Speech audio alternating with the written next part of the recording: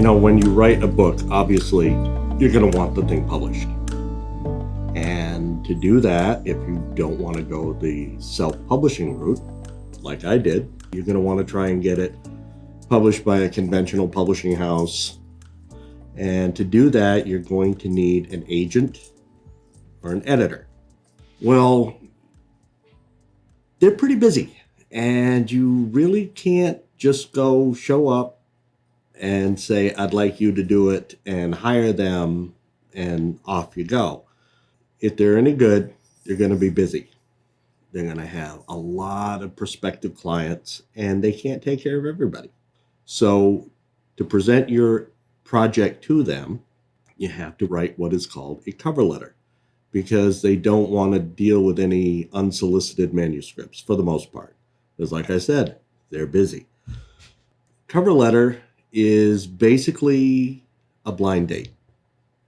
You have found somebody that you are trying to get interested in you, and you only have one shot to make a first impression. And your cover letter is going to do it. There are all kinds of different suggestions and criteria for a good cover letter. Generally, it falls into this category. Introduce yourself, introduce your project, give a brief description of your credentials about why you're writing it, why she or he should pay any attention to you, give a synopsis of your story, and then a brief biography of yourself. And the first couple of chapters, some ask for the first 100 pages, and send it off. And then wait, and wait, and wait. And you might get an acceptance. You might get I'm terribly sorry, this is not something I'm really looking for. You really don't. It's like that blind date. Is it going to turn into a second one? Is it going to turn into a romance? Is it going to turn into marriage? Is this cover letter going to get your agent or editor's attention? Is it going to get you to become a client? Is it going to get them excited enough about your book to really pound the doors of the big publishers? I don't know. And then that's all well and good, but there's another obstacle that you have to overcome before you even worry about that. And that is finding an agent and an editor. Writer's Digest publishes directories every year of agents, editors, publishers, magazines, contests, all sorts of things.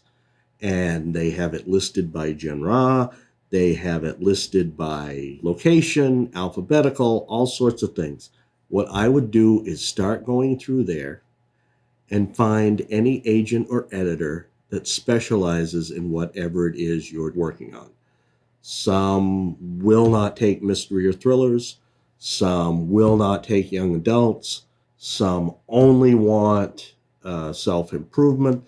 Some only want Western. Some only want different types of things.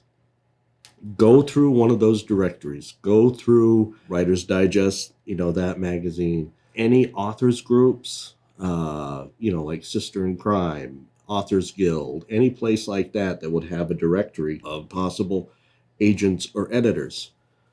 Find their websites. Look and find the criteria. This is what we're working on. Do not waste our time with this. This is what we want you to look like. Be something that wants to attract their attention. I remember when I first started, was it really over 20 years ago? Yeah, it was. When I first started and I was hunting around and I was trying to figure out, how do you want to get published the traditional way, I was told editors do not like multiple submissions. And I asked somebody, what does that mean? Well, you can't submit to a bunch of editors at once. If you're writing to them, it just deal with them. They don't want to find out you've been shopping around other people. Yeah, no. That is not what they mean. Not at all. They kind of take it for granted you're going to be looking around because you want to get caught. You want to get published. You want to get picked up. So what they mean is don't bombard them with multiple manuscript submissions. If you have written a really good mystery and you want them to get behind it, send them that. Don't send them the sci-fi fantasy that you've been working on.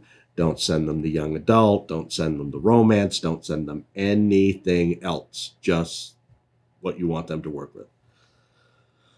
Because in writing, it's pretty cool that you can be adaptive, but really they don't recommend being a jack of all trades because you really become a master of none.